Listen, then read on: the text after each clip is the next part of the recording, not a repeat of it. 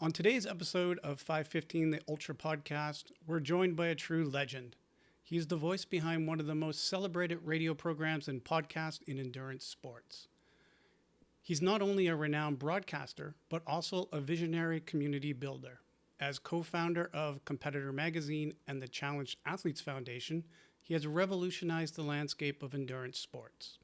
His impact is undeniable, earning him inductions into both the USA Triathlon Hall of Fame and the Ironman Hall of Fame. Today, we are fortunate to have him join us from Babbittville via San Diego. Welcome to the podcast, Bob Babbitt. Thank you so much. It's a pleasure to be with you.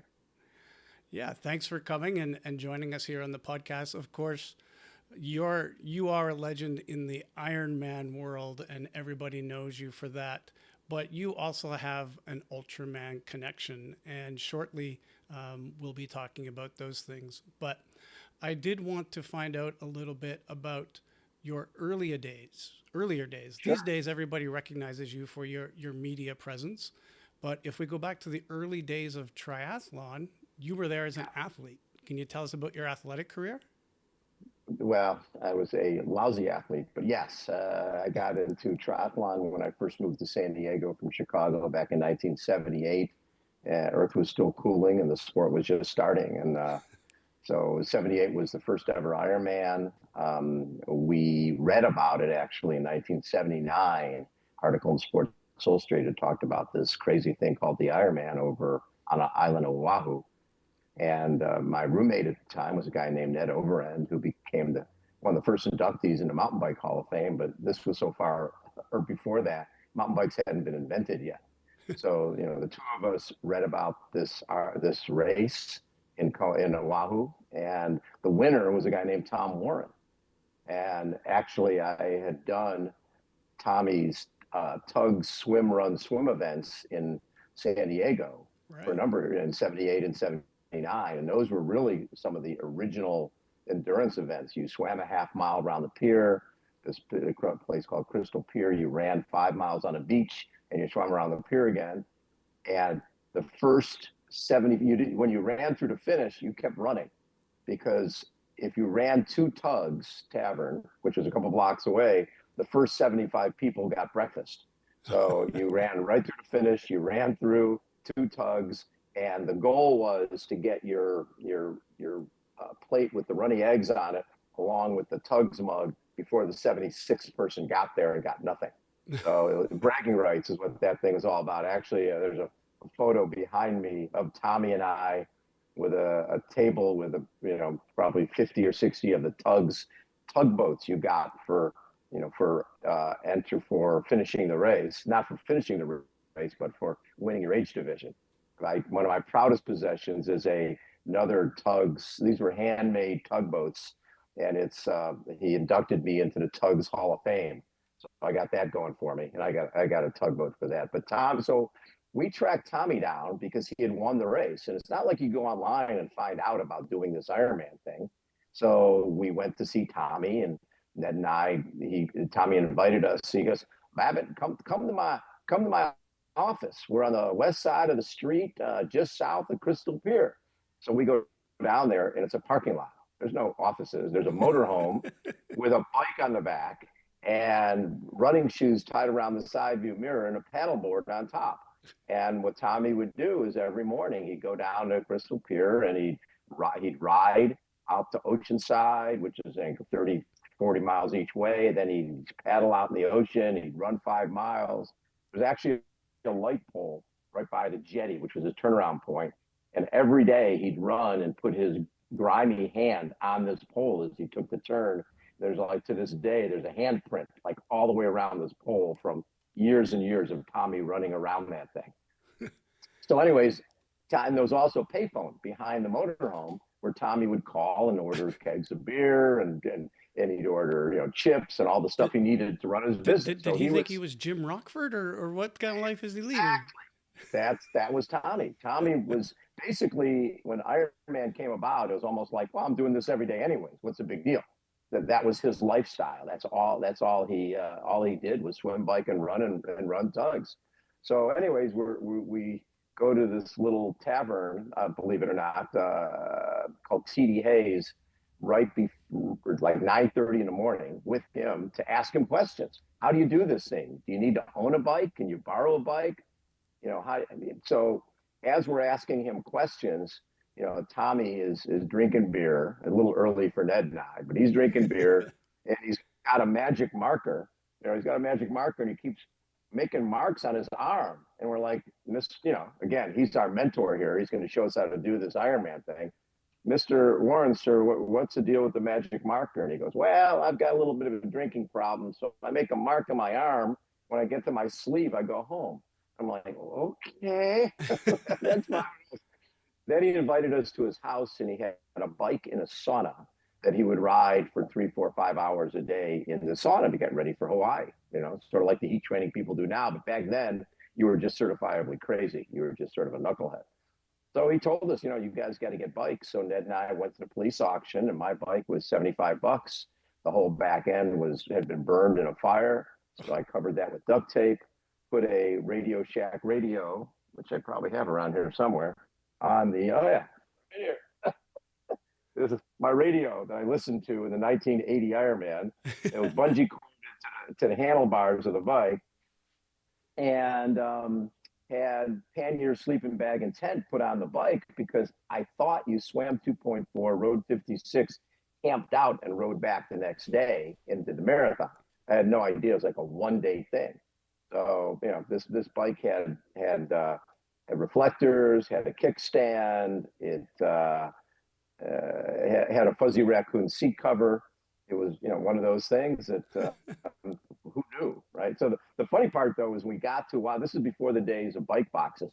When we get to Oahu, I flew in, and they come rolling. I just rolled this bike out, right? You just basically, like you're unloading a bus, just took the bike off the cargo area and rolled this thing out. And there was these Navy SEALs who were coming over to do the Ironman. A lot of the early Ironman guys were Navy SEALs, and they see this bike.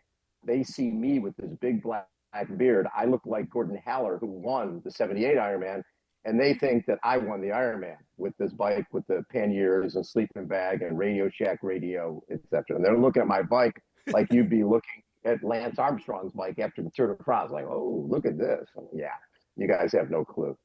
But it was one of those things you had to have a support crew. I was a school teacher, so one of the kids I taught, her dad lived over on the island, and he showed up race morning with his Fiat convertible, his 2 girlfriends, and I gave him my 50 loaves of Hawaiian sweet bread and Gatorade, and off we went. They had no idea what we was. There was 15 starters and 12 finishers in 78 and 79. Then in 1980, because of the article in Sports Illustrated, there was 108 of us. And if you look at that group, it was Dave Scott, who went on to win it 6 times, Dave McGilvery, who's run Boston Marathon, I think close to 50 years in a row, just did his 10th Ironman World Championship this year. Kurt Madden, who finished 7th overall, who runs training programs for TriDot. It was a pretty interesting group back then.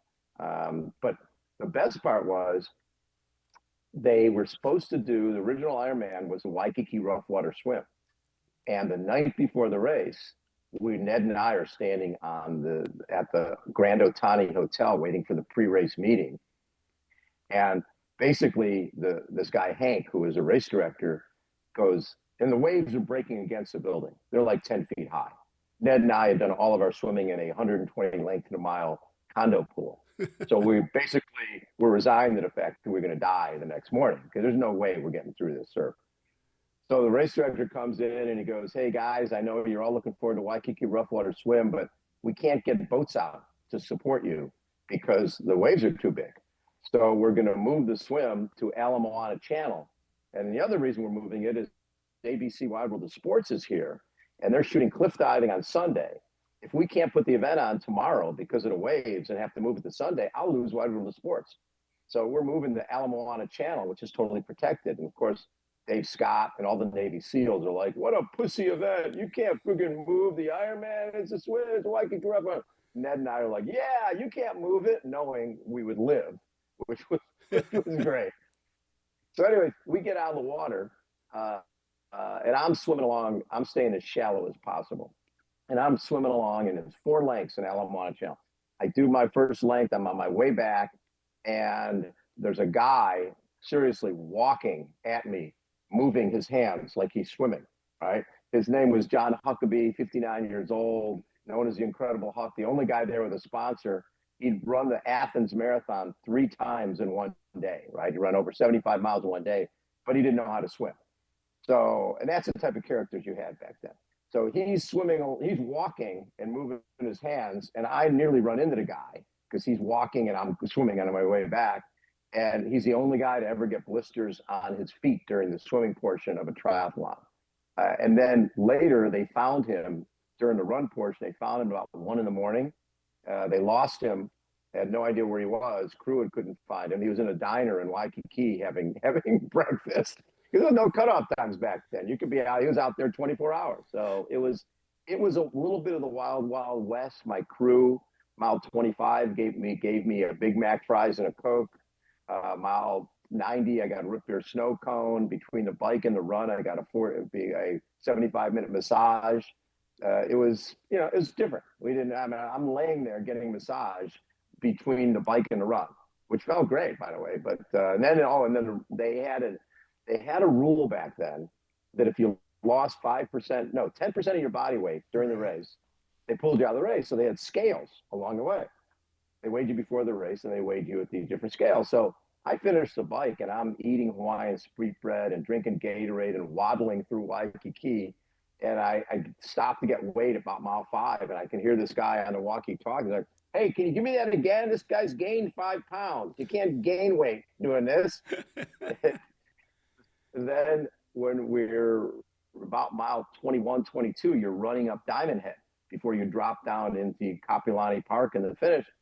And I'm thinking my crew is behind me. Their Fiat convertible, the lights on me, lighting up the road. And I'm going, this is the coolest thing ever. I thought it was a 2-day event. I'm going to finish this thing in one day. So then I started thinking, there's going to be bands at the finish. There's going to be cheerleaders. I can't wait to see what they got waiting for us to finish.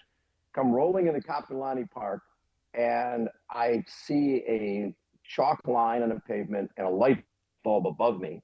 And I'm a little confused, and I hear this voice to the right of me in the park going, "Hey, you." I'm like, "Yeah, you in the race? Yeah, you're done."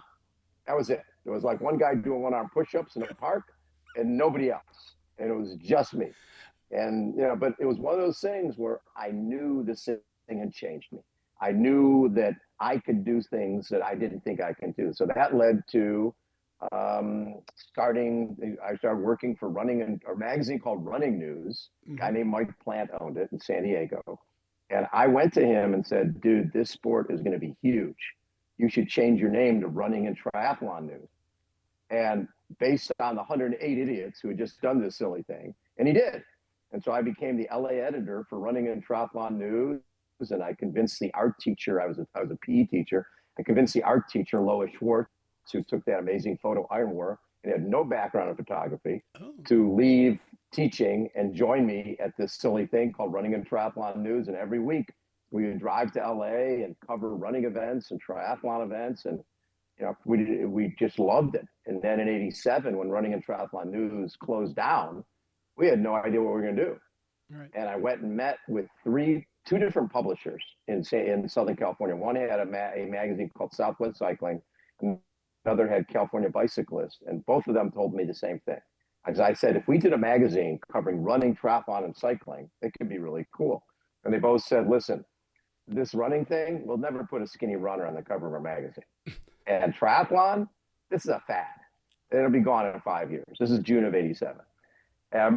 This is April and May of '87, because we came out with the first edition of Competitor in June of '87 because some friends got together and presented Lois and I a check for $17,000 and said, "Go start your own magazine." Our first print bill was 20, so we were 3,000 in the hole.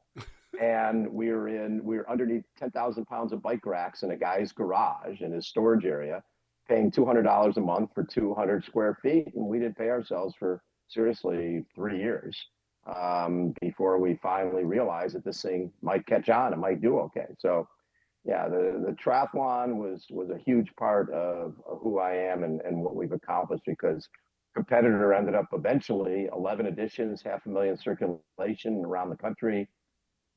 and I had launched competitor radio in 1990. And then we created a series called the Muddy Buddy Ride and Run series. In '08, we were bought by a group that loved our brand, a competitor, the private equity group, and it became the competitor group. And we owned all the rock and roll marathons. We owned my Muddy Buddy series, competitor magazine, triathlete magazine, Vela News magazine, women's running magazine. It became a little sort of a bigger entity than the two of us underneath 10,000 pounds of bike racks. Yeah, considerably bigger. Yeah. So when you're a teacher, and by the Yeah, way, I'm a PE teacher.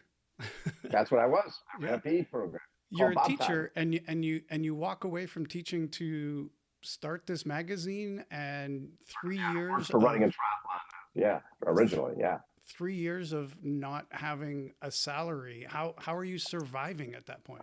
Just living on friends' floors, living on friends' floors, and just we were, you know, we were selling advertising, and we grew it slowly over time. We started just in Southern California, then eventually we had competitor Texas, we had competitor Southern, competitor Northeast. I'm sorry, yeah, competitors Southeast was Atlanta and Florida. Originally, I was Florida sports, and then we purchased that. And then Northwest, we were up in Portland, Seattle. So we were growing, Yeah. we were growing. And then the radio was really, you know, at the time, triathlon was still a little baby sport. And the idea was I went to radio station, sports radio station called the Mighty 690. And I said, listen, I would like an hour of airtime to talk triathlon because uh, people listen to sports radio and hear Magic Johnson and Wayne Gretzky and people like that. Well, imagine if they could hear Mark Allen and Paul Newby Frazier and Dave Scott, they would think these guys must be important. They're on the radio because we weren't just growing our brand, we were growing an industry. And the whole idea was let's get more people exposed to who our athletes are. And so when we launched that radio show, I said to them, I don't care, give me whatever time slot you want. It doesn't matter. If somebody's a triathlete or runner, they'll find us. And this is before there wasn't podcasting. Right. We had a transmitter for the station in Mexico that in a broadcast on Sunday night from 8 to 10. I wanted their worst possible time. I didn't care. So we were right before the Mexican national hour. And we were on Sunday night from 1990 through COVID, through 2021, every Sunday night for 2 hours. And it was wonderful. We interviewed everybody from, Will Ferrell to Dave Scott, to Mark Allen, to Rod Dixon. And I've got all my cassette players in the early days was reel to reel tapes. Yeah. All my early interviews with Lance Armstrong are on reel to reel tapes. That shows you how far this stuff goes back. But there was a joy to be able to talk to all these amazing athletes, right? And learn what made them tick. Because I think what connects people is they understand that when an age grouper is watching Breakfast with Bob, they're understanding that someone like a Sky Monch, who's one of the top pros, that she was an age grouper. Right. She didn't know she could make a living at this thing. We were actually interviewing her in St. George at St. George Worlds, and we were in Zion's bank, right? This bank in Utah, and she goes, I worked at Zion's bank. I'm like, what? Yeah, my parents told me out of high school they couldn't afford college, and I need to be able to fund college myself. So when I went to college, I cleaned houses and I worked as a teller at Zion's Bank, and I graduated with my CPA owing nothing. And that's I was an age grouper and became a pro and became one of the best. But the deal is that she you can tell her dedication and hard work because she was working 2 jobs to put herself through college and graduate school to get her CPA. And that hard work went into triathlon, and she became one of the best and just had a baby. Yeah. So when you're doing this, you know, terrestrial radio in the early days, Yep. what's going through your mind? Are you like, oh, I've made it? I've graduated from magazines to radio, or was the magazine a bigger thing for you at that time? And where did you think it was going to go? Had no idea. That's the thing is when people talk about a 5-year plan or this or that. I've never had a plan. My plan was to do what I loved.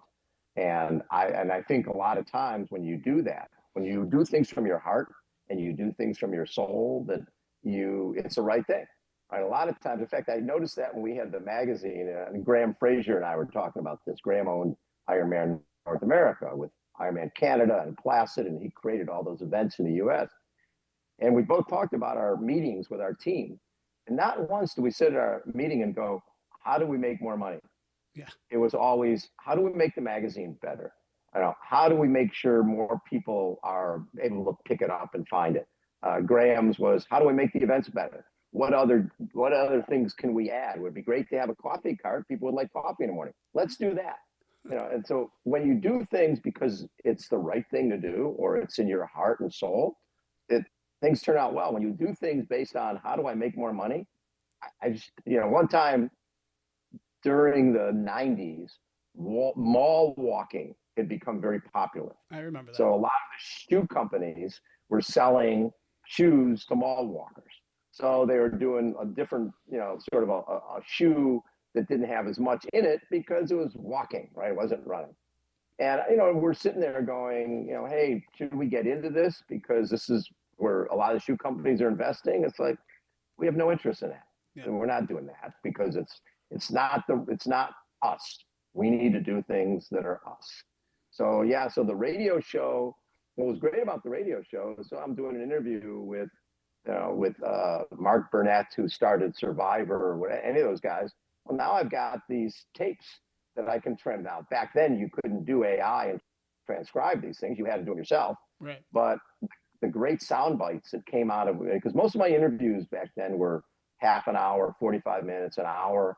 So you're doing long form interviews and you get nuggets. You just get some great sound bites from people. And, when we were just in New Zealand for 70.3 Worlds, and one of the New Zealand athletes who I loved, Rod Dixon, he took a bronze medal in the 72 Olympics in 1,500 meters. And 11 years later, he ran 2:08:59 to win the New York City Marathon. Talk about some range, 1,500 meters through the marathon. But in one of my early interviews with him, I asked him, said, well, when did you know you wanted to be an Olympian? And he goes, 1968 Olympics. I'm in my hometown of Nelson, New Zealand, listening on my transistor radio to the finals of the 1,500 meters from Mexico City. And it's Jim Ryan and Kip Keino. And I'm like, oh my God, that is my dream. The reception is coming in and out. And I'm going, this is what I want to do. He goes, 4 years later, first round of 1,500 meters in Munich. On my left is Jim Ryan. On my right is Kip Keino. How's that for a dream come true? That's what sport is all about. That's what endurance sport is all about. It's just like those moments, those great sound bites that stay with you forever. So I just love that. And then we did, just for competitors, all these amazing covers. We did a cover on the 20th anniversary of Ironman, Paul Newby-Fraser, Mark Allen, and Dave Scott all dressed in tuxedos, right? And they combined, they had won 20 Ironman titles. It was just perfect. So I love that type of thing, to be able to do things. That Iron War cover of Dave Scott and Mark Allen, I had reached out to those guys in March of that year, because during the 80s, Mark Allen and Dave Scott raced 7 times before Mark Allen finally beat him, right? Actually, yeah. So in 82, in February of 82, that was Dave Scott got second place that year. And Mark, because that was the year Julie Moss collapsed and crawled, Mark was inspired because he knew Julie is a fellow lifeguard. He came in October of 82, because they moved the event to October, really based on the fact Julie and Kathleen had created so much interest in the sport that they ended up moving it to a better time for the island. The winter was not, they sold out in the winter. October was less popular. So all of a sudden, here you've got the Ironman moving to October. You had 2 events that year. Right. But so that year, Mark Allen's derailleur fell off the bike after he caught Dave on the way to Hawaii. And the following year, Mark got third in 83. And then the following year, 84, he had a 12 and a half minute lead on Dave. blew up, and Dave Scott passed him by half marathon with a down 12 and a half, 13 minutes. 85, neither of them raced because there was no money. Ironman didn't put money into it until 86. 86, a anonymous donor on the island donated 100K. So Dave was there and Mark was there. Dave wins, Mark gets second. 87, Mark has a 5-minute lead. Dave passes him and wins again. And 88, Dave didn't race. Mark gets fifth because he flatted a couple times. And it came down to 89. And my feeling was some things are meant to be. And if Mark Allen was going to beat Dave Scott, he needed to beat Dave Scott. He needed to win the Ironman when Dave Scott is there. Right. So in 89, I called both of them up. It was actually pretty funny. I called both of them up in March or April and said, hey, I want to do a cover of you two guys, Showdown on the Kona Coast. And Dave's in Davis, California. And he goes, not a problem. Have Mark come here to Davis. I'll do the shoot. And Mark's in Boulder. And he's like, not a problem. Have Dave come here to Boulder. I'll do the shoot. And they weren't budging. So they sent our photographer, Dave Epperson, with all his equipment. He drove to Davis, drove to Boulder, and we composed them on the cover, Showdown on the Kona Coast, the two of them back to back, pointing at each other, all this cool stuff, which was a little innovative for 1989. Yeah. And then that year, in October, the two of them had the greatest race ever, where they were side by side for the whole day. And actually, what was funny is in the interview I did for the March edition with Dave and Mark on the cover, I said, Dave, what do you think is going to happen this year? And the year before in 88, Scott Molina won with a 3:02 marathon.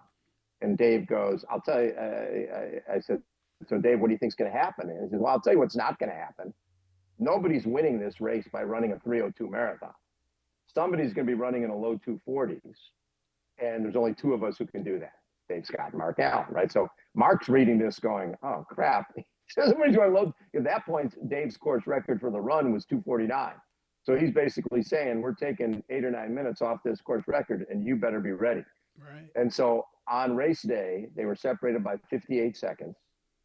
Dave Scott his fastest time up until then was 8:28. That was a course record. And he went 8:10.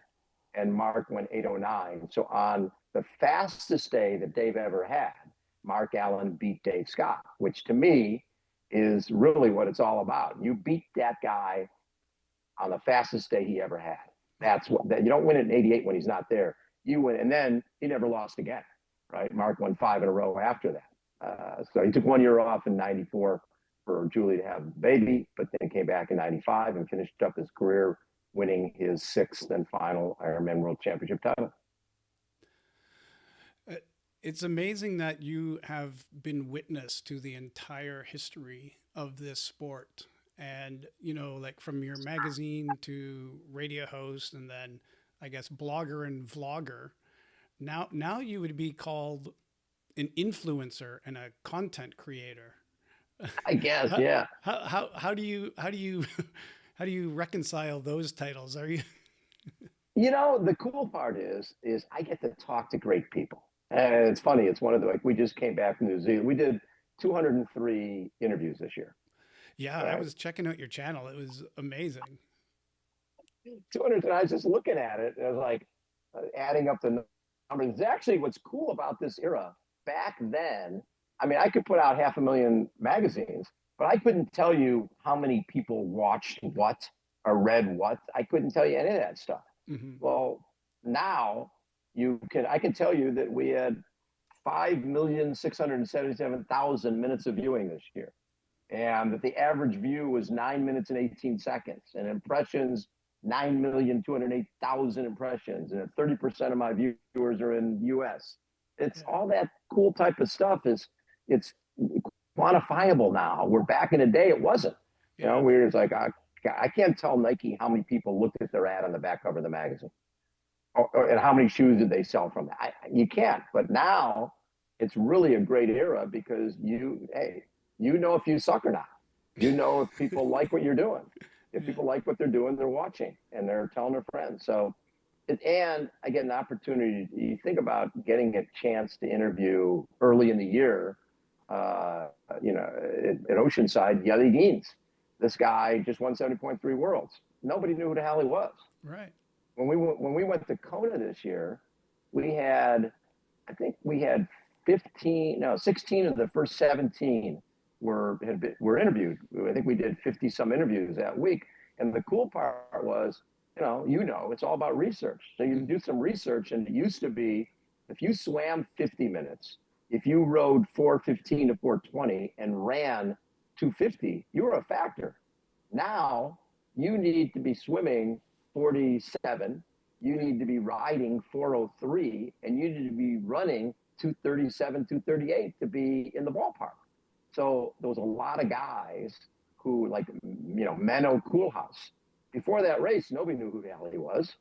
But it was like, when you do your research, you're going, I know that people have no idea who this guy is, but he's going to be a factor. And so we get to introduce a lot of folks to people who they'll be watching forever. I remember when Magnus Stietle, we interviewed him at, a Challenge Daytona back in 2020, whenever that was. People didn't know who Magnus was. They had no idea back in the day when Daniela Reef joins us in 2014.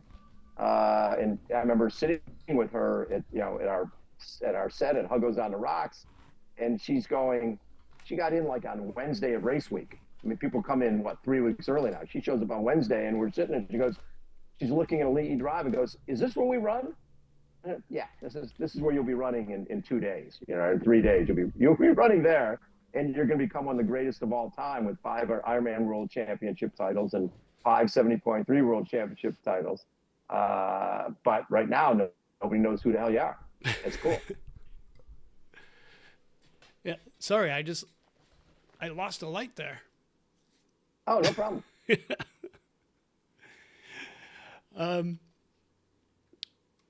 So as you're interviewing all these people and figuring out who to talk to, and you're getting all these great interviews, I noticed one of the things that you did this year is you had 2 women on from the 2000 Olympics and the 2024 Olympics.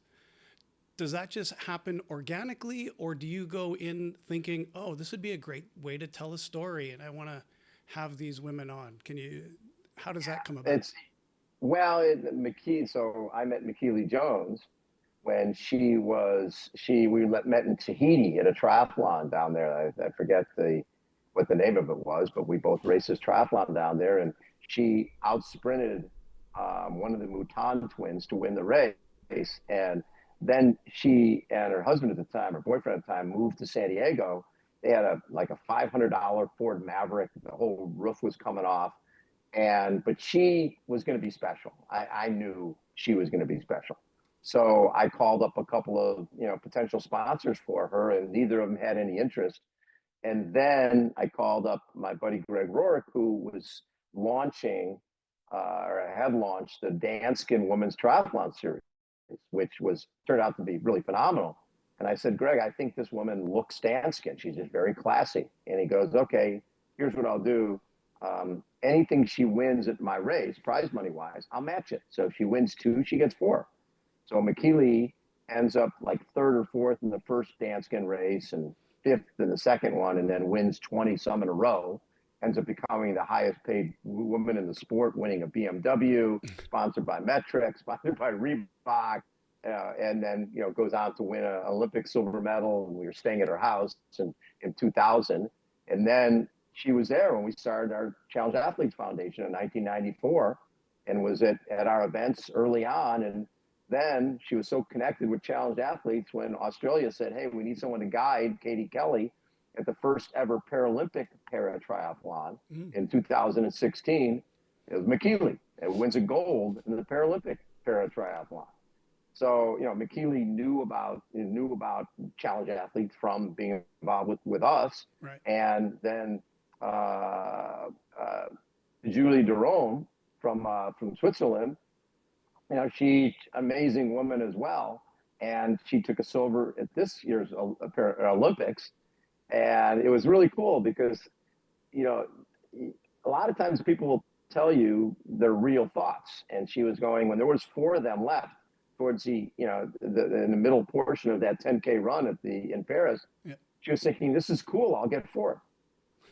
Oh, yeah, there's four of us. I'll get fourth. And then she's like, well, why? Why? I'm leading. I'm pushing the pace. And she ended up getting the silver. You know, I think every age grouper can relate to, I feel like quitting. It's too hot. My foot hurts. The pros have the same thing. One year we were interviewing Jan Frodeno after it looked like he had an easy win in Kona. And he said, yeah, easy win. I was ready to drop out 14 times. So, you know, and the age grouper can relate to that because they go through that same thing with the guy on one shoulder saying, quit, this is too hard. And the other guy saying, why? You're okay. You can handle this. And actually, Mark Allen in the 95 Ironman, he's 37 years old. He's got this, 26-year-old kid, Thomas Hellriegel, who's got a 13-minute lead off the bike. And Mark's running through town thinking to himself, my hotel's right there. Right there. I've won this thing 5 times. Nobody would give me crap for dropping out. This is awful. Well, then Greg Welch, who had won the 94 race, Greg Welch stops the stretch. And for whatever reason, Mark got power from that. And next thing you know, he's making up that 13 minutes and winning. And what I love, it's the last triathlon he ever did. The last day he ever raced, he made up a 13-minute lead. And it's not like Thomas Hellriegel died. What did he run, a 2:58 marathon or something? And Mark had to run, not just ran. He had to run a 2:42 to win the race. And that's, you think about Hellriegel, the following year, he came off the bike with Luc van Lierde, and Luc had a penalty and had to sit down for 3 minutes. So Thomas ran a 2:46 marathon that year after coming off the bike with Luc and then having a 3-minute gap. And Luc ran 2:41 and broke the course record to win. So his first 2 years, Thomas Hellriegel should have won the Ironman. In 97, he finally did. But, I mean, that guy should have 3 Ironman World Championships. And it's just amazing the way you're able to bring all these stories forward, and they're in your head. It's like that Steve King kind of brain of the names and the numbers and things like that. And I think that's why people enjoy watching, all of your interviews and like Steve, he mentioned that he kind of came across doing announcing and things like that by accident. He was running races and finishing near the beginning, and so one day he grabbed a bullhorn and started calling other people in. Your way of doing it seemed to be a lot more organic, or it seemed to be organic as well, in that you came out of, I'm going to promote this sport and just start meeting these people. Meeting the people has been the best part, because I do think there is our sport is very rare. You can't go and play the Masters with Tiger Woods. You can't go and play Wimbledon with Federer. But I can be in the Bay treading water with Jan Frodeno, right, as a 70 to death age grouper on the same day at running the same course, and be able to talk story with him afterwards. How was the win for you and Javi? What was it like at Kauai High? How was the energy lab? We have a common bond that our athletes, our pros and our age groupers are, it's basically you have a fraternity and sorority of suffering. We have that bond because we suffer in training, we suffer on race day, and nobody really understands it who's outside of our world, how much you enjoy that suffering and how much you gain from that suffering. So it's, that's what makes our sport so unique and so special. Yeah. And one of the things that I think other people admire about you, and we've, you mentioned it briefly before, is the Challenged Athletes Foundation and making sure that it's accessible to everybody. And not just accessible to age groupers, but accessible to everybody. And concurrent to your rise in the sport media world, you did, co-founded this Challenged Athletes Foundation. Mm-hmm. And most people will form a foundation based on personal reasons for doing so. Can you tell the listener a little bit about why you and your co-founders started the CAF over 30 years ago? Yeah, absolutely. Back in 1985, there was a guy named Jim McLaren, who was an offensive lineman at Yale, 300-pound offensive lineman. And he was taking acting classes in New York City, was on his motorcycle going to acting class, got hit by a New York City bus, thrown 90 feet in the air, did on arrival, lived, ended up losing his lower left leg, got a prosthetic, and with a walking leg, he went to a marathon and ran 3:16 with a walking leg, right? We're not talking the high-tech prosthetics you see today. We're talking about one step up from Captain Hook. Then he comes to Kona, which is where I met him, and he goes 10:42. We're talking top 20% everybody in the race. Everybody knows who he is. He's sponsored by Budweiser. He's traveling the world.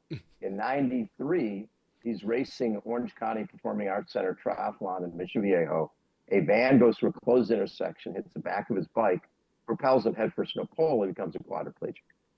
And at that point, two close friends of mine, Jeffrey Essica was actually the CFO at the Tinley Company, which was a clothing company, and Rick Kozlowski was a fellow 1980 Ironman guy who I met back then, and he put on all the major races in San Diego, triathlon. So the three of us got together, and the goal was, because I had a background with challenge athletes. I covered a lot of wheelchair athletes. 5-time Boston Marathon champion Jim Knab, and he won the LA Marathon 3 times, and he taught me so much about disability. I remember interviewing Jimmy at his house. He was an Olympic trials pole vaulter who also had a motorcycle accident before he was which paralyzed him. And I remember interviewing Jimmy he was going to be on the cover of Competitor, and no magazine was putting wheelchair guys on the cover of a magazine, but the stories to me were so rich, and they really made a difference. Here's a guy, if what he's doing is inspiring other people to say, well, my back's a little sore, but this guy's out there in a wheelchair pushing himself. What's my excuse? So I'm in Jimmy's house. This is Jim Knab. And I'm interviewing the guy, and I look down, and there's a nickel on the floor. And my first thought is, the poor guy, he can't reach down and pick up the nickel. So I go to pick up the nickel, and it's glued to the floor. And I look up, and Jimmy's drinking a beer, and he's like, "So Babbitt, you didn't think the poor cripple guy could pick up a nickel off the floor? Here's lesson number 1. Don't ever underestimate anyone." And I just learned so many lessons from that guy. His whole thing, which resonated for somebody in a wheelchair or on a race bike, he would say, hey, the person who wins a race isn't the one who goes the fastest, the one who slows down the least. That's something anybody can relate to. Or he'd go to rehab centers, and he'd be like, listen, they're telling you what you can't do. I'm here to tell you what you can do. And that was Jimmy. And so when Jim McLaren was injured the second time, it became a quad. It was obvious that we needed to do something. So the goal was, we're going to put a little triathlon. We're going to raise 25 grand, and we're going to buy Jimmy a van with hand controls to give him independence. That was it. Because one of the things I learned from talking to wheelchair athletes, I asked them the worst part about their new lot in life. Invariably, it was, I'm 30 years old. Here come mom and dad back in my life. I was an independent person. Now I'm not. Right. So how do we give Jimmy independence? Van with hand control. That was it. We raised 49, figured our job's done. And then 3 amputee women who put a team together to support Jimmy at this triathlon came up to us and said, hey, it's great you did for Jimmy, but did you know when you get injured, your health insurance will cover a walking around leg or a everyday wheelchair. Nothing to do with sport is covered by insurance. Well, that didn't make sense to us. So we got our 501c3 and decided if someone needed a piece of equipment for training, or a piece of equipment, training, or travel expenses, that we'd be there. Now it's been 31 years. We've raised $180 million, sent out over 48,000 grants to challenge athletes in all 50 states, in 73 countries, and more importantly, and for equipment, training, travel in 105 different sports. And our 105th sport was wheelchair pickleball last year. So it's, and all that ties together. I mean, Jimmy was a triathlete. I always called triathlon a small sport with a huge heart. That's where we started. Mm-hmm. Now we put on every year, we put on $1 million challenge bike ride down the coast, San Francisco to San Diego, 175 riders. In 2023, we raised $3.3 or so million from that ride. We do a gala in New York, a gala in San Francisco. That's amazing. It's pretty special, and our athletes are special. It's great. You give somebody a piece of equipment, they change the world. Yeah, well, and change the world. They also are able to excel. I know that your foundation has also given at least some funding, maybe along the way, to 50% of the athletes who made up Team USA at the Paralympics this year. Is that correct? There was 225 members of Team USA in Paris, and 127 of those had received grants from CAF. Yeah. And that's not including Lauren Parker and a number of our international athletes. There's, that's the key. And having a mom come up, this was in Rio. This woman, Deborah Jackson, came up to me in the hotel lobby, and she goes, Desmond, my son, her son, was an amputee. Says, you guys got him a running leg 3 years ago. Tonight he's running in the finals in the 200 meters. Yeah. That's the type of stuff. It's you can change lives for the better with a piece of equipment. That to me is a no-brainer. And then the next thing is, well, actually next week I go to the Major League Baseball Network up in beautiful Secaucus, New Jersey, and taking Parker Bird, who 2 years ago last February became the first baseball player with a prosthetic leg to play Division I baseball. And by getting on Sports Center and getting on World News Tonight, all these families with their kids who are amputees, who were connected to Parker because of baseball, have reached out to him. And Parker is constantly connecting me with these families. And so Parker is coming to Secaucus along with this young man, JJ Reeder, who lost his leg to a shark attack 3 years ago. He's 13 years old. And both those guys will be with us in studio. Just the power of baseball, the power of sport, the power of connection. There's so much there that we love seeing. Mm-hmm. And you said that, you have these galas and races and things like that. Is that the main way of funding the foundation, or are you now more with sponsorships? How could a everyday listener get involved and help with the fundraising? Yeah, fundraise your way is what a lot of people do. Is we'll help them create a website, and they're training for Ironman Wisconsin. They could fundraise by training for Ironman Wisconsin and by racing Ironman Wisconsin. So we have a lot of people who fundraise your way. We have the gala in San Francisco, gala in New York. We have our San Diego Triathlon Challenge, which is the event we created for Jim McLaren. And then we also have Nike is a long time global partner of ours, Toyota, EOS, which owns over 100 fitness centers around the country. And what's great about EOS, any challenged athlete and their family gets a free membership to go to EOS and work out. And one of the things when we're reading, actually, and starts in January, we start reading through the grant requests for 2025. And you read through the grant requests and you see people with disabilities and what they make, financially, and you're seeing $25,000. So when someone like that is asking for a wheelchair basketball chair that's $4,500, it's not like that's even feasible for them to afford. Right? You're making $30,000 and you need a $5,000 piece of equipment, or you need travel to go to the baseball World Series. Those type of things. It's invaluable. The grants we provide, and that's my favorite thing is reading through these grants, because you're going, the guy's he's at a stop sign and a billboard falls on his car, paralyzed from the waist down. I mean, how people get injured is a lot of it is fluky, a lot of it's congenital, but it's the one thing that connects the dots to me is the power of sport to change lives for the better. Because you get out there and you know what it feels like. You ride your bike, you feel better. You go to the gym, you feel better. You avoid the opioids. You avoid all the dad is at home because he's paralyzed and doesn't own a hand cycle, and the family goes for a bike ride without him. Right. Or dad has a hand cycle and goes on the bike ride with him. Huge difference in the family dynamics. So that to me is what all this is about. Actually, one year at our San Diego Triathlon Challenge, something that really resonated with me, a mom came up and she goes, you guys don't realize that for my son in a small town in Michigan, for 363 days a year, he feels like a freak. He's the only amputee in the city. He's the only amputee that we know, and people stare every time he walks out of the house.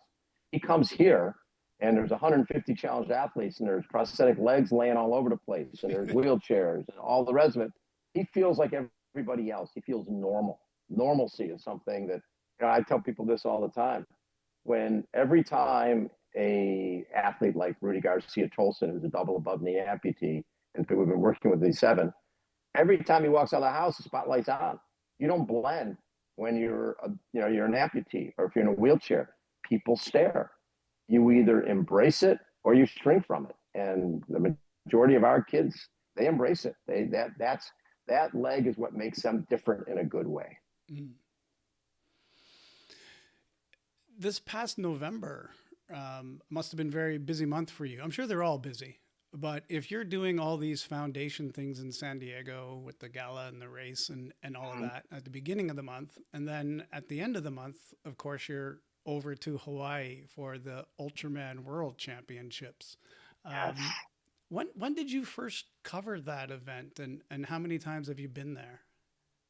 Well, back in the day, Scott Molina, I think, won the first one, if I'm not mistaken, one early one anyways. And then Kurt Madden, one of my Kurt Madden was the first winner. Was Kurt the first winner? Okay. Yeah. So what was Molina? What was he? I would have to check the stats.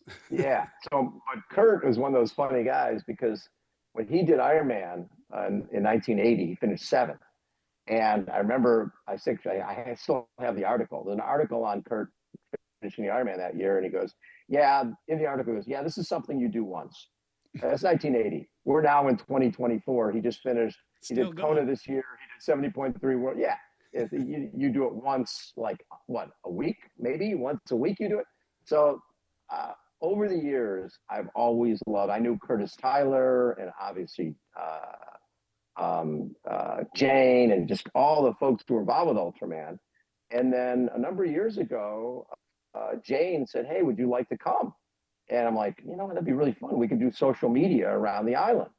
And the first year we did it, the race went up into the Kahalas.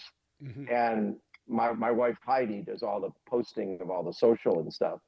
And so we're in the Kahalas. I get out of the car and do a report. And the wind was so bad it could barely open up the car door. And you couldn't hear a word I said, right, in the stand-up. And Heidi just wrote underneath, she goes, he says it's windy. And that just sort of touched a nerve, and we started getting really, really nice response on the fact that we were there and we're covering this really fun event. And it's think about it. You come around a corner and there's the legend Steve King sitting on the back of his rental car, talking, telling you what's going on in the race. And then you've got, this year we had Michelle Vesterby, who's been, I think she for best was 4th place in Kona. But multiple time top 10 finisher in Kona, just recently, retired. Then Jen Annette, who we met at Challenge Penticton years ago. So, you had these 2 wonderful women, and, the thought was beforehand, they could win overall. Somebody could win overall. And then as it played out, and you said, sort of ultra moms dominating and winning each day. They won all 3 days. Michelle won the swim and the bike on day 1, and then day 2 was a 171-mile bike ride that Jen won and made up some of the ground, and then she made up another 6 minutes or so in the first marathon on Sunday, and then just Michelle's second marathon I think was close to 4 hours, and so Jen ran 3:22 and 3:24. It's unbelievable. Mm-hmm. But just seeing that, and Simon Cochran. Yeah, the year before, Simon setting that blistering world record in Australia. Right. Yep. And he wanted to do the same thing. He wanted to break the course record and do the same thing in Kona. And just, to me, because I think my viewers can relate to something that's on the Ironman course. And when you start talking about, okay, guys, we're here at the beginning of the Ultraman swim. And you know how your swim goes out a mile and 1.2 and turns around, comes back? This goes to the outrigger. All right, this goes 10K. Then you're riding 90 miles with 8,000 feet of climbing. Yeah. Then, and, a lot of times it's the day two, 171 miles, it's pouring rain, it's cold, it's everything that it wasn't on day one. And then everybody can relate to, that place you ride to for the turnaround in Kona called Hawi? They're running from there. They're running a double marathon from there. It's like, yeah, Knucklehead City. So it's really fun because these guys are there. There's no prize money, right? I'm doing this to spend time with my family. I'm doing this. It's about as altruistic and as pure and as raw as it gets, right? And you and your crew either create a bond or you hate each other. Right? As somebody who did the crew both, back most times, and sometimes both, yeah.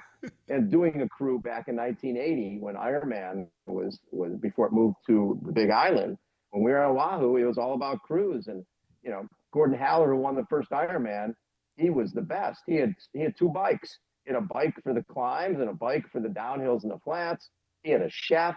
Right, he knew how to work that, and he won the first ever Ironman, and his crew was a big part of that. Yeah. So in my crew, with carrying all my Hawaiian sweetbread and just being there whenever I needed them, and the Big Mac fries and a Coke and a snow cone and a massage, you and the crew are, because the athlete's pretty naked out there. They're out there by themselves, and then here's your lifeline, your crew that's there to help you and get you whatever you need. And when you got a fine-tuned crew, the athlete doesn't have to worry about anything except turn the pedals, and then the swim, having like Michelle had, they had local paddlers, and a local paddler makes a huge. She gained a lot of ground the last part of the swim because I think her paddler took a better line. Yeah. So we love the cruise, and we love just the whole thing with, the photographer, Matthew is wonderful. And just every aspect of it. Cheryl and David, it's a family. It really is Ohana. Right. And, that's what I like about that event. It's special. And any opportunity to go to the Big Island is an opportunity we're going to take. Mm-hmm. And with the story this year of Michelle racing against Jen, that was like the story. But what else stood out for you this year? Were there other compelling stories that you came across? You know what? I mean, I love all the athletes, but it was so compelling to me that you had two moms, and this is coming off of Chelsea Sodaro becoming the second ever mom. Natasha Batman won Ironman as a mom, but the second ever to win the Ironman World Championship as a mom. There's just something special about that. Now, obviously, Jen's kid is older, and Michelle's got two youngsters, which is a difference. Right. Definitely more impactful when you got young kids. But just seeing the joy for both of them, you think that you see some grumpiness, and those are long days. But every time we'd see Jen and Michelle, it's like they were just so excited to be doing what they love. Okay, I'm not worried about, prize money, or I got to go to this meeting or that meeting. It was just get out there. And it's funny. The other side of it is that I remember one year at Oceanside, I was doing the announcing at this place called the Hot Corner. So Oceanside 78.3. And you'd come out on the bike and you'd turn at the lifeguard tower I was at. And maybe it's 500 yards. Maybe it's 1,000 yards from the transition area. And you go out and come back the same way. Well, this woman goes by, and I didn't think much of it. And then I see that same woman walking back, and she's got blood on both shoulders. Her wheels are all bent, and she's crying. And the Ironman team jumped out there to change out her wheels. And underneath me, I'm on the top of this lifeguard tower. Underneath me is a guy who's got a baby jogger with two kids in it, and in a backpack with another kid in it, right? And I'm yelling, obviously her husband and the kids, and I'm yelling to her, you don't have to do this. You just stuff her. She'd hit a speed bump or something. It's pretty traumatic. You could drop out if you want. And she looks at me and she's like pointing at them and goes, "This is my time. I've got 6 hours to be by myself. It was like, I get it. It's Mother's Day, right? This is her joy. I get to ride my bike and run and not think about the kids and they're dribbling, they're doing this, they're doing that. I can be by myself. Actually, I wrote an article called Mother's Day based on that. This reminded me so much of that. Is these guys, and in fact, the cool part for Jen, she had her son running with her for parts of it, which Yeah, was Nixon really was cool. right there running. Yeah. Yeah, and so that the bond that they created that day is something they'll have forever and ever. And the same thing with Michelle. And I don't know if you know the original Michelle story when we first interviewed her. So Michelle was in Lanzarote. She was at Club La Santa, partying. She was there for vacation. Yeah. And she's partying, she's in the bar and dancing, and she sees this boy, Klaus, and she said to me, she goes, Bob, I decided I wanted that boy. Okay. And so she's, dancing with him, flirting with him, and yes, and he's there. I'm here for a triathlon camp. And she goes, I'm a triathlete. She wasn't a She triathlete. wasn't. She Yeah. didn't own a bike. She didn't own anything.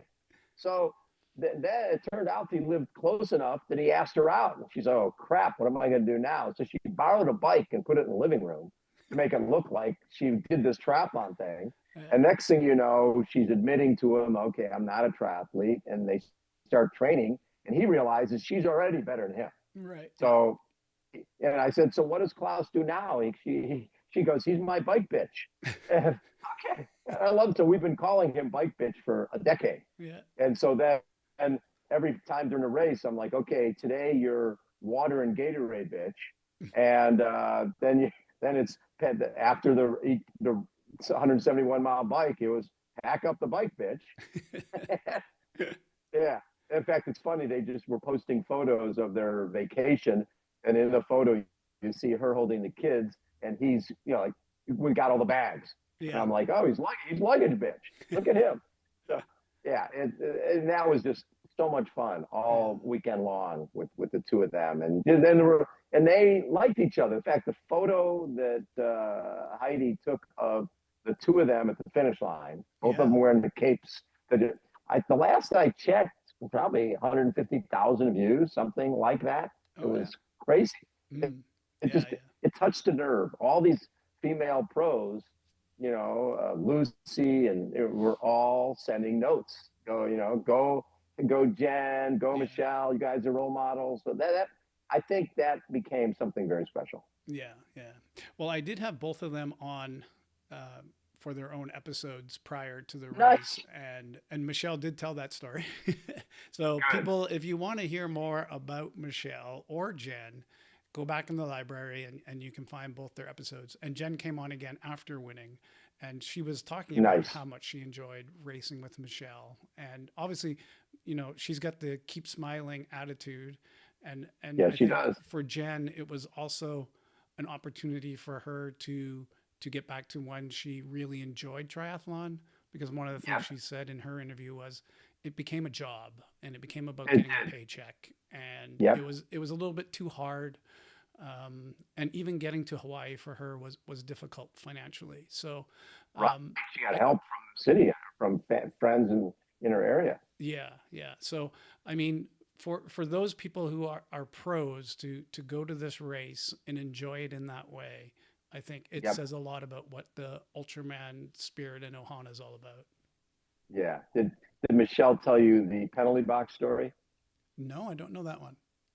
So Michelle, the last time she did Kona, she gets a penalty, and she goes in the penalty box, and Michelle is always happy, but she's not happy now. She's pretty pissed off. One of the guys working at the penalty box says, "Hey, can I get a photo? Can we do a selfie?" Right? The guy's working the penalty box, and he wants a selfie. And Michelle is like, "Sure." And so she does a selfie and starts smiling, and changed her whole attitude. Oh yeah. Changed her attitude from being pissed to, you know what? I'm out here because I love it. Let Mm, me enjoy. So she had a great last part of the bike ride and run. And she thinks a lot of that was because she totally re, refocused her positive energy. yeah. Well, after Hawaii, you talked about it a little bit earlier. You went on to New Zealand for the 70.3 World Championships.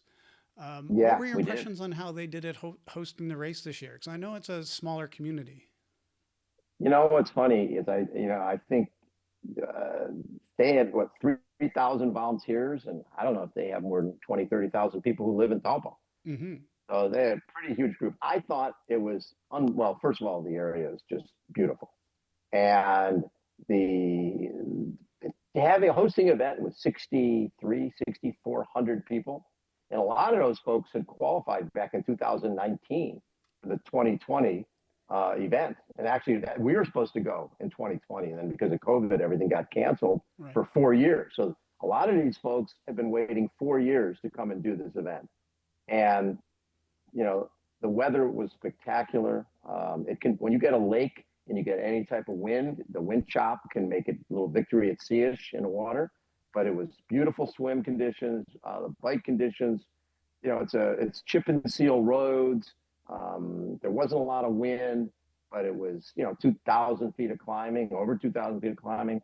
It's definitely a challenge, but watching the way those guys raced and watching, Hayden Wild he was going to run 105, 106. It didn't matter. He didn't slow down at all. And next thing you know, he's getting passed by Yelly, but he put it out there. And Taylor, being Taylor, she just dominated all day long. So, and then Kat, I think people have underestimated Kat's ability as a runner, and she was phenomenal. And then Ashley, ran away in the third. It was great. We did 35 interviews there and just loved all of them. The athletes were great. Like you said, McKeely was racing as an age grouper and won her division in the 60 to 64, I think, as she is now. And got a really nice photo with her and Julie Duron, the silver medalist from 2024. And our sport is the fountain of youth. It's something that, someone like McKeely, who's 60 years old, is still going pretty damn fast. Yeah. And And there's Kurt no Madden. reason. And Kurt Madden, there's really no reason not to do this sport forever. Yeah. As a runner, you're not getting fast. Orthopedic reality, you're not getting faster after the age of 50. Mm. But for triathlon, there's no reason. I can get better wheels. I can get a better wetsuit. I can actually train a little bit. You can be faster at 70 than you were at 60.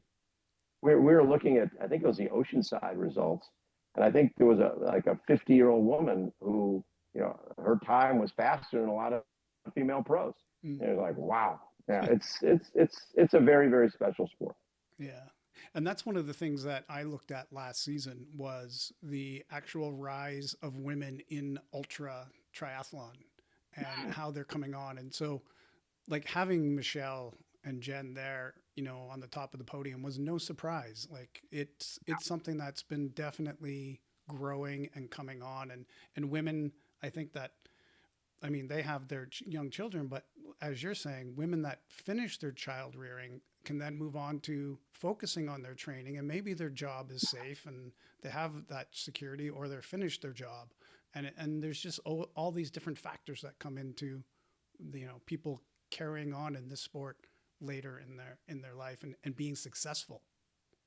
Right. And I also think from the women part, people for years have been saying, gosh, you've got 80%. It was in the sport, in running and triathlon back in the day, it was 80% men and 20% women. Mm-hmm. And over the years, like our company owned the Rock and Roll Marathons, and that became 60% women, 60 and 65% women. And the charity component was important. The fact that, women, you grab your buddy and you need your running shoes. That's all you need. Go see great cities. Go to San Francisco. Go to Chad. Go to go run the country music marathon. Go to Arizona. You can go wherever you want and not need to pack a lot of stuff. And you go away for the weekend. You have a great time. Mm-hmm. It changed the whole face of the expos for rock and roll. Mm-hmm. The expos became way more shopping centric because if you and I were going to an expo, we're there to get our number and get the hell out. And that t-shirt. But a lot of the women who were going shopping, and shopping to a point where it became, you'd see a lot of the booths understanding that we better have a different selection each day of the expo so that we sell more product. Oh, yeah. And it became a big deal. And the other thing is, if you think about it from triathlon, I think one of the limiting factors for us with women in the sport is for Olympic or sprint, you can go and you could take spin classes. Um, uh, you can do spin classes, you can do a lot of your training indoors, but when you start getting towards 70.3, you need to ride outside or you need to ride in something safe. And I think because of Zwift, because of, That's a good point. because, because think about it. Um, I've, my wife Heidi has never really ridden the bike outdoors on her own, right? We'd ride together because it's scary for someone to be out there on their own. So now you can be riding with somebody, but doing it indoors. Right. You can be riding, you're on Zwift or you're on one of the other, was it Full Gas? There's a number of different ways you can do it, but you can be doing 4, 5, and 6 hour rides. So more and more women can come out and do these races because before you need to get a group together if you're going to go for a ride. You can't, we can be very spontaneous. Guys can be spontaneous and just go out and go ride. Well, for women, it's not the same. It's not safe out there. So I think this is a better era for women to be doing longer distance triathlons and running events, right? Same, you don't want to be running on your own. Booming. You can run on the Wahoo. You can run indoors and get the same experience on the different treadmills that are out there. So I think we're seeing more and more women doing longer distance events that they can train for indoors and train on their own. Yeah.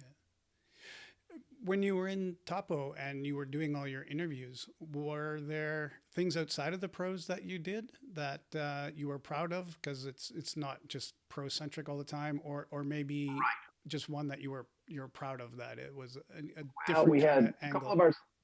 We had a couple of Roger Krause and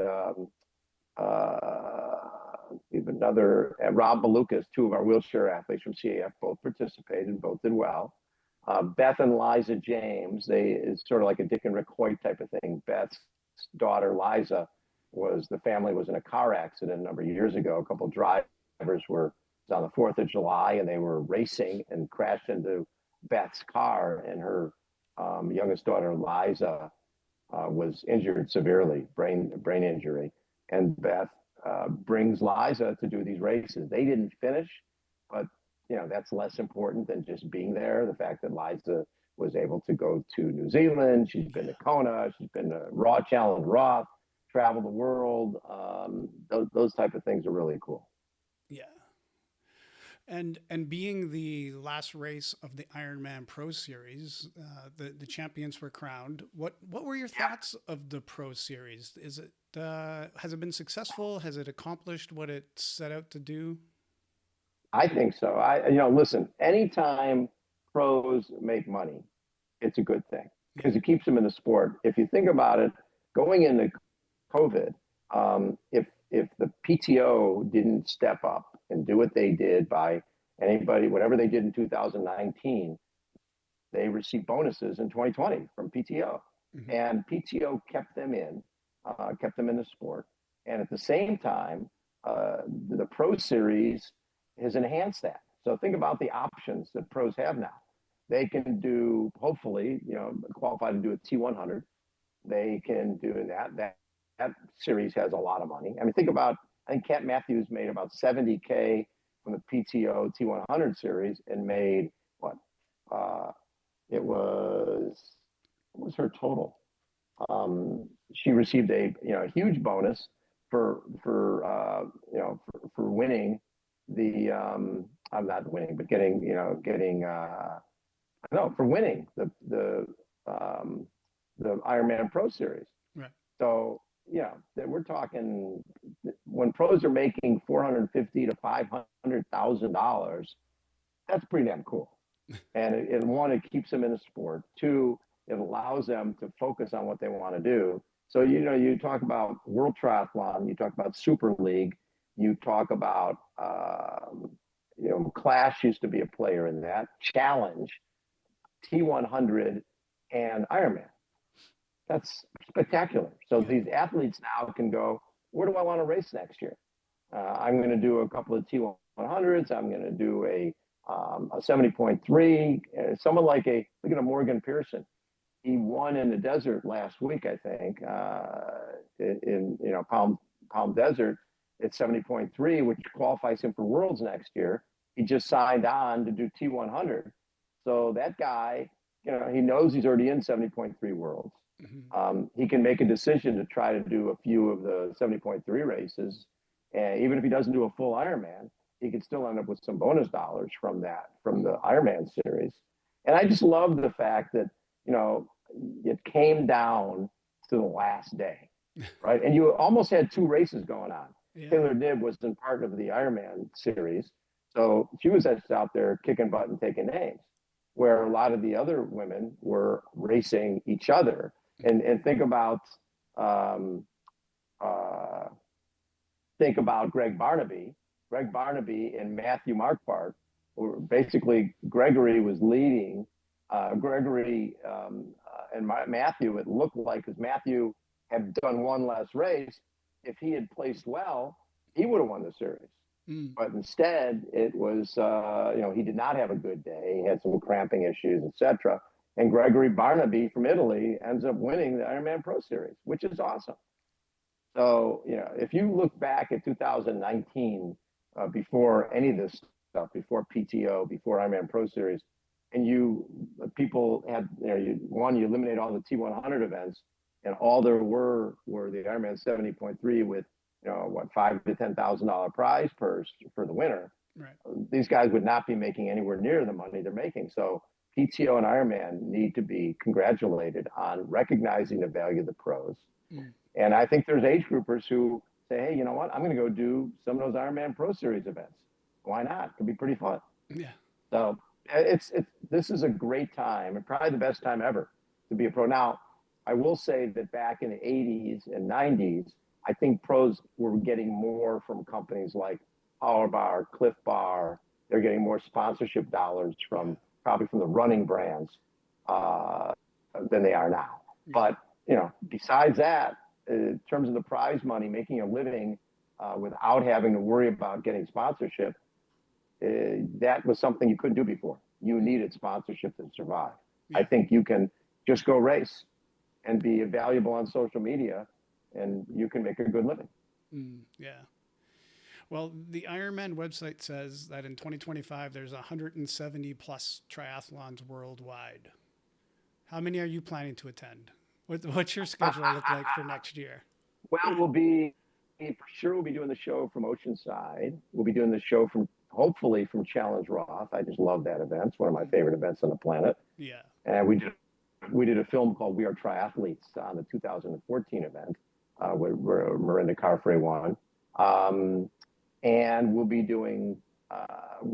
in Nice and Kona and hopefully in Spain. Yeah.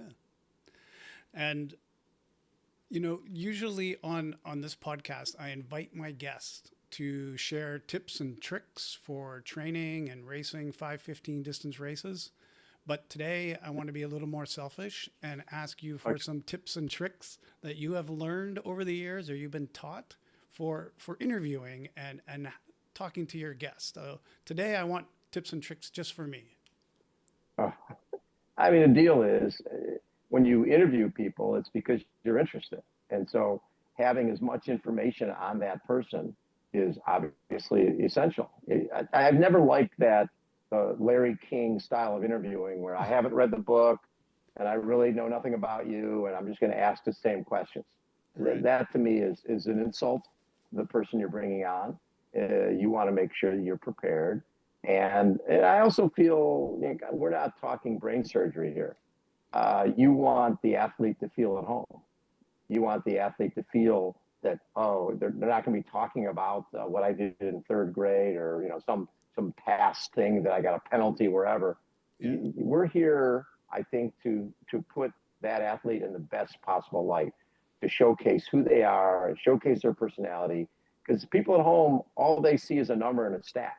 This guy was third in Oceanside or fourth at this. They don't know who that person is or what makes them tick. When you're interviewing Julie Duron and you find out she's got two fellow pro sisters, right? That's cool stuff. You got three sisters, all of them loving the sport. And, they come from Switzerland. So it's Daniela Rief. And it's really cool that our athletes that we get to showcase great things about them, and all these gems come up. I remember the first time we interviewed Lucy Charles Barkley and just asking her, so how much back when you were just swimming, how much did you swim a week? Like, 100,000 meters. Wait, what? 100,000 a week? I mean, I haven't swam that in my life. But you find out what makes them tick, and here's somebody who tried so hard to make the Olympic team in 2012 in open water swim and in 1500, missed by a spot for both. And then what does she do? She goes off and she becomes an Ironman World Champion, right? And becomes the most followed person on social media in sport. So, when one door closes, another one opens up. And I think that's a message that the person watching the interview can relate to, because they're always looking to be better, to be different. One of my favorite people is a woman named Jamie Whitmore, who won, as a Xterra athlete, won 37 titles, right? And she won one world championship, but 37 wins at Xterra. And then she had a pain in the back of her leg. And when she went to see the doctors were like, we don't know what that is. Maybe it's in your head. Maybe maybe you have a low threshold of pain. And if you're doing Xterra, you're up on the Flume Trail at 11,000 feet. You don't have a low threshold of pain. Well, they finally realized that there's a tumor wrapped around her sciatic nerve, and when they had to cut that off, that she'd end up with drop foot and not be able to run again. So here's this woman who grew up loving the Olympics, right? She, as a little girl, she was like, I want to be in the Olympics. She'd watch it on TV, and first as a swimmer, and realized she didn't have the swimming chops to do that. Then as a runner, she ran at UC Northridge. Not going to do it in running. Then as a cyclist, and then as a mountain biker, and she didn't have the chops for that. Then finds out, I'm really good at this Xterra thing. So sort of put the Olympic dream on the back burner and became great at that. Well, now she can't run again.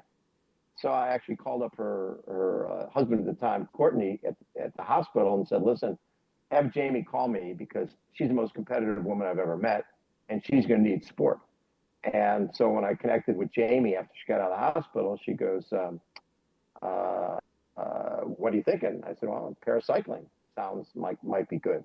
So connected her in paracycling. Next thing you know, we're in Rio at the Paralympics, and this woman who had this Olympic dream wins a gold and a silver medal in paracycling at the Paralympics.